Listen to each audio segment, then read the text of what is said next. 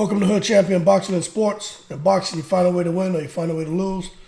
So Regis Prograis, one of the top 140 pounders and personally my favorite fighter at 140. He's back in the ring this weekend as he faces Jose Zepeda, which is an extremely difficult bout for both Regis and for Zepeda, especially seeing that they spent so much time together in the gym and had the same trainer. As a result, the trainer decided to remain neutral and is not going to be in the corner for either one of them. But what the trainer did tell Regis Prograis was that Regis Prograis needs to be very careful because Zepeda is very strong. When you think about Jose Zepeda, for those people who don't know who he has 35 wins, 2 losses, or 27 knockouts. And he can bang. But the thing is, Regis Prograis, I think he's in a bad situation because he's already looking past Zepeda and has his mind on Josh Taylor. Now, for those of you who don't know, Regis Prograis lost by decision to Josh Taylor several years ago.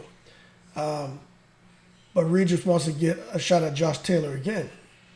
Now, there's been a lot that went on with Josh Taylor after losing a fight against Jack Catterall.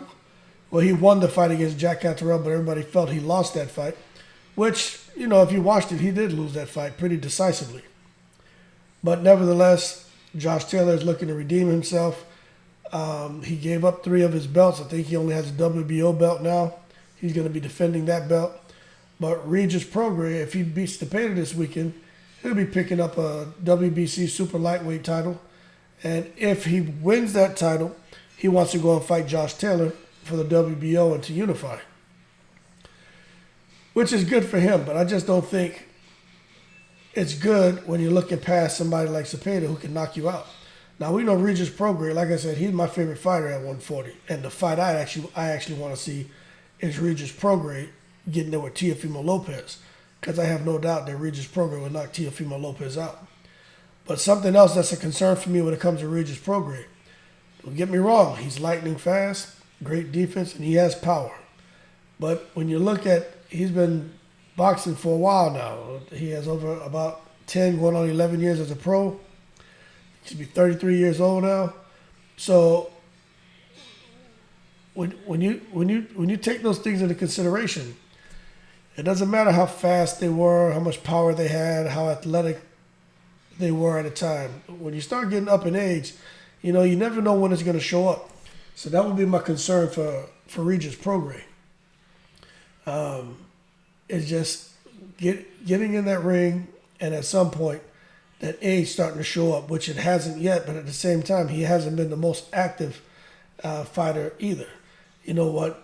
Guys like a guy like Regis Prograis and other boxers, what you like to see is them in the ring about 3 times a year. And, you know, you're just not getting that. Although Regis Prograis getting in the ring this weekend, this will make his second time this year, it's still not enough, okay? So when you look at what happened between Prograis and Taylor, back where Taylor topped him on 2 of the 3 scorecards, it makes you wonder if they were to get into a rematch and if Regis Prograis can't pick up his activity, and if Josh Taylor can continue to remain active, and what exactly is going to be different about that fight. Speaking of inactivity, Zepeda, the opponent who Regis Prograis is going to be facing, by the time they get in the ring Saturday, he would have been out of the ring a little over a year himself.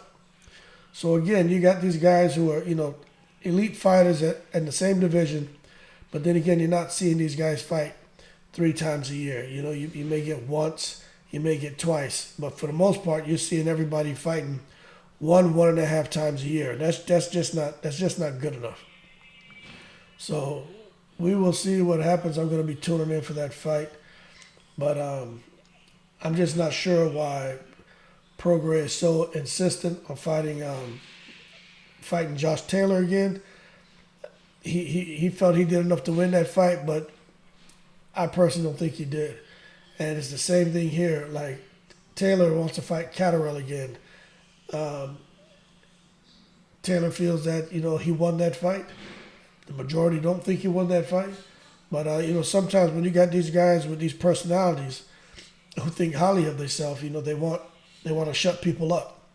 And I think that's kind of the situation where Taylor and Regis, they have that in common. They want to shut people up and let everyone know that, you know, them winning a fight or losing a fight,